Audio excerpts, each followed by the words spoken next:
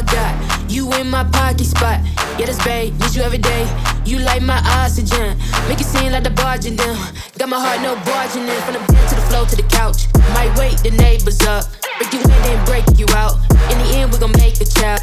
Then we gon' hit the show. Part 2, we don't need. My name is Michael Chen, and I'm one of the co-founders of NPL. And I picked up the game of pickleball because it was the only game you play outside when COVID happened, right? You play golf or pickleball. I learned pickleball.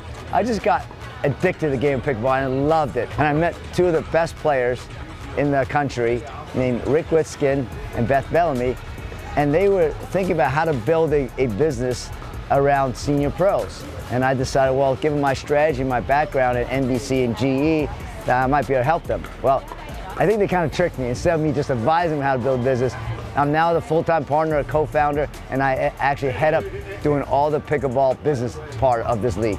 Our goal was to create a league with teams in different cities, and then we would create communities so that people can build them out in the communities and have an event like here at Chicken and Pickle to really compete among the best professional pickleball players together. I'm also a player, so I'm not only the co-founder, but I'm also a client of the National Pickleball League. I'm in the big leagues, told them don't miss me. Ballin' like Houston, hey, feeling like Whitney. Rick Witsken, co-founder of the NPL, player on the Indy Drivers. Hi, I'm Beth Bellamy. I'm a co-founder of the NPL as well.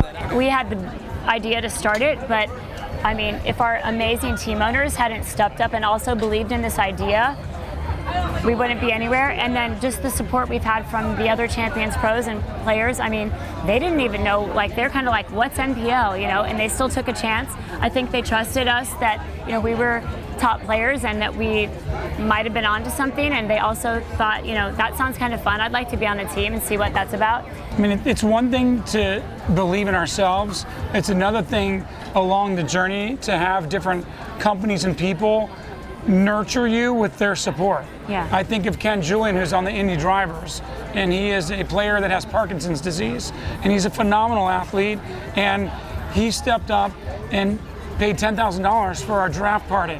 Like, we didn't really have money to do that at that point in time, and you're 50 years or older, put your hat in the ring. You know, time's not always on our side, and we have combines to see if you're at that level or not. It's okay if you go to a combine and you get to learn the whole atmosphere of what the NPL is. Honestly, the spiritual vibe that we had in that first combine was off the charts. Like, everybody, and we people from Australia and Singapore, we just kind of knew that there was a little bit something better out there that we could create. And there were honestly communications between ourselves and other players. We're like, hey, we need to kind of create something for ourselves so we know it's here to stay and the money's not going to vacillate up and down, and we know what we're going to get. So I think that those conversations with Beth and I kind of cultivated this initiative, and we got to give credit to our partner Michael, who talked about the team format too. I think we really thought it would be fun to be in a team like we used to be in college. Rick was a college All-American. I played college tennis before I turned pro, played at USC, and we just had seen MLP, and we're like, kind of like, well, that looks really fun. Why isn't somebody doing that for us? And they're like, nobody was going to do it. So we're like, well, we can try it. And we just trusted each other and had the opportunity to do this. So along with our partner, we just thought, let's give it a go. And I think I've said, you know, if we knew what we were getting into, we may not have done it. So I'm glad we didn't know everything, but I'm so glad that we didn't know, because it's been a very worthwhile venture. I'm Bob Strowman. I'm the owner of the Naples JBB United NPL team. We're here in Glendale, Arizona for the NPL Championships, the culmination of our entire season. This is not the NFL. This is not the ABA. You know, this is a startup professional league. JBB United stands for the initials of the founders of pickleball, Joel Pritchard, Barney McCallum, and Bill Bell. So, and our tagline is, where legacy is honored. And we're here to honor the legacy of the game and have 50 and over players. And so to say you're a team owner sounds really cool, and it is kind of cool, but it's not like you're having NFL and we're talking about billion-dollar revenues, but you have the whole mechanics of having a combine and a draft and selecting players and developing a culture within your team.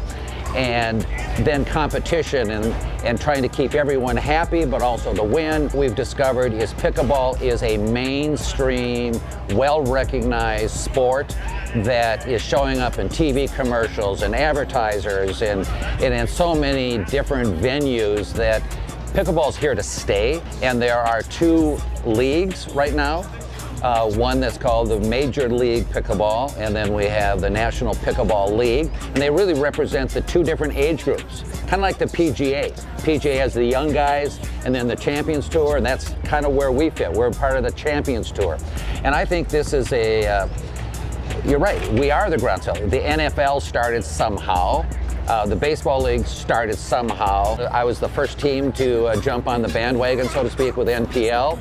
And all 6 of the founding teams said, we want to be on the ground floor and we want to be part of the legacy of the growth. I started playing pickleball and got exposed to pickleball only 4 years ago. So I went from not knowing the game to starting to play a little bit to buying and owning the Naples Pickleball Center and pickleball capital of the world in Naples, and then buying a team all within a 4-year period of time. And I've gotten to know people, the relationships you develop, names that you've heard about for years at the senior level, now they become friends. And it is, I don't care how you cut and dice any kind of enterprise, it's the people that you get to meet and the relationships you develop that are so fun, and then watching this thing evolve and grow to be something really significant. My name is Carol Rolls, and I am co-owner of the OKC Punishers with my husband Doug. Being an owner actually really means a lot to me. NPL embraces all of the qualities that I just spoke of, the strength, the unity, the kindness, the love, the consideration, the camaraderie, all those things. They are one big family. Every time I come back here, it's like a giant family reunion. We are tough on the courts, it's competitive on the courts, and that's how the whole league is so strong. That's how we roll. I told my players before today, we had a bye yesterday because we finished 2nd in the regular season, and so we had a bye, and I said, you know what? It's pickleball. Go have fun. Yes, we want to win, but go have fun. This is about the joy of the sport. My name is Peter Klingsheim, and I'm the coach for the OKC Punishers. Working with Carol is fantastic. Just love Carol. But just the opportunity to be a part of NPL in a different way, because the thing for me is I'm 40 years old, so I'm a little too old to be 19 plus and play in the young league, but I'm also not 50. So for me to be a part of NPL and to have a coaching opportunity is a great way for me to be involved and develop the team. It's being able to walk players through what I call court IQ. Understanding the movement on a court, you can learn shots. You can develop and grow shots, but understanding the dynamic of how to move on a court, so much different than tennis. It's so much different than racquetball. It's this entirely different sport. And so just having the years of experience that I have in pickleball gives me the ability to teach them, here's when we stay back, here's when we move forward, here's how we move as a team. And that's really one of the biggest things, I think, working with all the different all 4 different pods, all the players on a team, right? Because they're all going to have their own strengths, their own weaknesses, but learning to play together as a team, because like you say, they don't play together normally. They're from all around the country. So I have a small window of time to get them to work together, to really mesh, to just jive as a team. And that's what I really strive for. How do we work on a court together? How do we really function as a team in the short amount of time we have?